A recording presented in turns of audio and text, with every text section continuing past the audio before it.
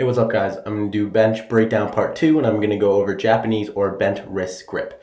So the reason I do this is because of a decreased range of motion, better stackage, and a better force transfer. And I'm going to explain why.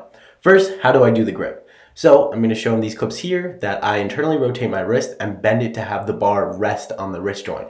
So what I'm doing here is I'm actually turning my hand in and then the bar is going to stay on the most bottom part of my hand, and you can see here that the bar is right making contact with the wrist, which is where the force is coming from.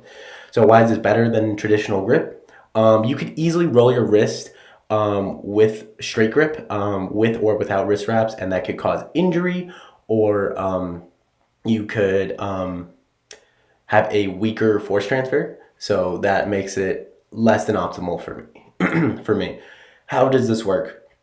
So I'm showing in pictures here how the joints circled and then the force that's going through it. What's happening is that the bench press is coming from your shoulder and the force is coming from your chest to your shoulder, going to your elbow and going to your wrist. Basically what you're doing here is you're kind of taking the hand out of the equation and it's making the range of motion slightly smaller, but also I feel like the force transfer is better because you're benching directly from your arm to your wrist, which is going directly to the bar instead of passing through your hand too. So I think that's why the range of motion is better, and it's also better stackage if you look at it from a different angle, and decreases the range of motion.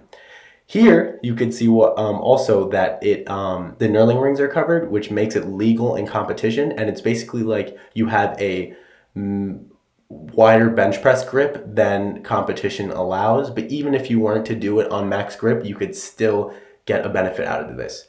Also, why do I not use wrist wraps? I figured that when I do use wrist wraps, it kind of masks injury, and if I'm not doing the grip 100% correctly, the wrist wraps would just allow my wrist to be hyperextended, and it could cause injury and it could cause pain. And I found that if I use no wrist wraps, I could set the grip better and then feel that I have a better force transfer. So how do I start using this technique? I would say that you guys should stretch. You guys will definitely want to focus on that wrist extension to get that mobility for this grip. And not forget wrist flexion because you want to go through the full range of motion, but definitely the focus is wrist extension.